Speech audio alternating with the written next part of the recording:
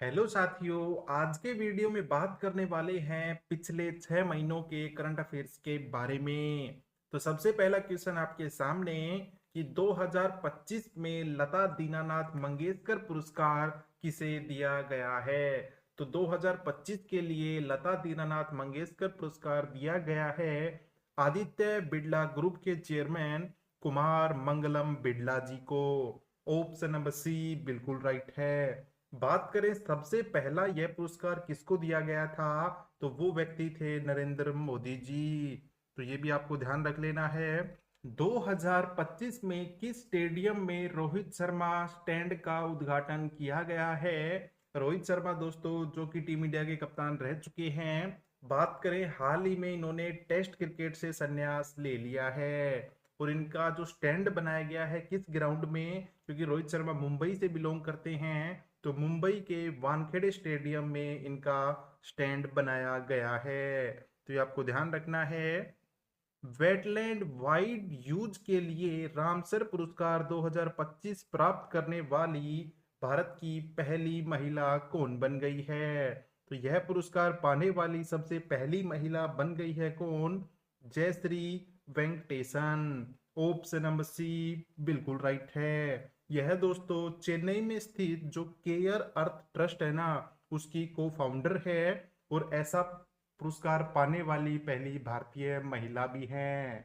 World hydrogen summit 2025 का आयोजन कहाँ पे किया गया है। तो 2025 वाला विश्व हाइड्रोजन शिखर सम्मेलन हुआ है नीदरलैंड के रोटरडैम में। ऑप्शन नंबर डी बिल्कुल राइट है। खेलो इंडिया बीच गेम 2025 का आयोजन कहाँ किया गया है।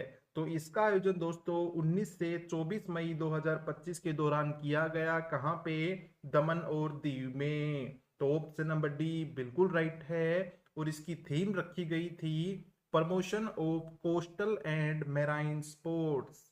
ये इसकी थीम थी। म्यांमार में आप जानते हैं हाल ही में काफी भयंकर तूफान आया है। तो भूकंप राहत के लिए भारत ने कौन सा ऑपरेशन शुरू किया था। तो म्यांमार के लिए भारत ने शुरू किया था operation Brahma. Option number C बिल्कुल राइट है। इस ऑपरेशन के दौरान दोस्तों जरूरत की चीजें पहुंचाई गई थी म्यांमार में। Next question, world happiness report 2025 में भारत की रैंक क्या रही है। तो खुशहाली की बात करें तो भारत दोस्तों 118वें नंबर पर है। यानी खुशहाली के नाम पे कुछ नहीं है। पहले 3 देशों की बात करते हैं तो सबसे खुश देश है दोस्तों वो है फिनलैंड, दूसरे पे डेनमार्क और तीसरे पे है आइसलैंड। भारत की तो बहुत बुरी स्थिति है। 22 मई 2025 को प्रधानमंत्री नरेंद्र मोदी जी ने कितने अमृत स्टेशनों का उद्घाटन किया है। तो 22 मई 2025 को मोदी जी ने टोटल 103 अमृत स्टेशनों का उद्घाटन किया था राजस्थान के बीकानेर से। किसके जरिए, वीडियो कॉन्फ्रेंसिंग के जरिए। टाइम मैगजीन की वुमेन ऑफ द ईयर 2025 की लिस्ट में शामिल होने वाली एकमात्र महिला कौन बनी है। तो टाइम मैगजीन में वुमेन ऑफ द ईयर 2025 चुनी जाने वाली महिला हैं पूर्णिमा देवी बर्मन। पूर्णिमा देवी बर्मन की बात करें तो दोस्तों यह एक वन्य जीव संरक्षणकर्ता साथ ही साथ जीव विज्ञानी है। तो इनके बारे में ध्यान रख लेना है। और सबसे पहली बार चुनी गई महिला हैं। यूनेस्को की memory of the world register में किन दो भारतीय ग्रंथों को शामिल किया गया है। ये भी मोस्ट इंपोर्टेंट क्वेश्चन रहेगा। और वो दो ग्रंथ हैं कौन कौन से, भगवत गीता एक तो, और दूसरा है नाट्य शास्त्र। आपको बताना है कि भगवत गीता में कितने श्लोक हैं, कमेंट करके बताइएगा। नाट्य शास्त्र की बात करें तो इसको भरत मुनि के द्वारा रचा गया है। नेक्स्ट क्वेश्चन, हाल ही में भारत के 23वें विधि आयोग के अध्यक्ष किसे नियुक्त किया गया है। तो 23वें नंबर का जो लॉ कमीशन ऑफ इंडिया बनाया गया है वो कौन है। तो उनका नाम है जस्टिस दिनेश महेश्वरी, जो कि सुप्रीम कोर्ट के पूर्व न्यायाधीश रह चुके हैं। 13 अप्रैल 2025 को जलियांवाला बाग हत्याकांड की कौन सी वर्षगांठ मनाई गई? आप सभी जानते हैं 13 अप्रैल 1919 को जनरल डायल के द्वारा क्या किया गया था, तो उसकी कौन से नंबर की वर्षगांठ मनाई गई है 2025 में? तो वो वर्षगांठ थी दोस्तों 106 नंबर की। ऑप्शन नंबर सी बिल्कुल राइट है।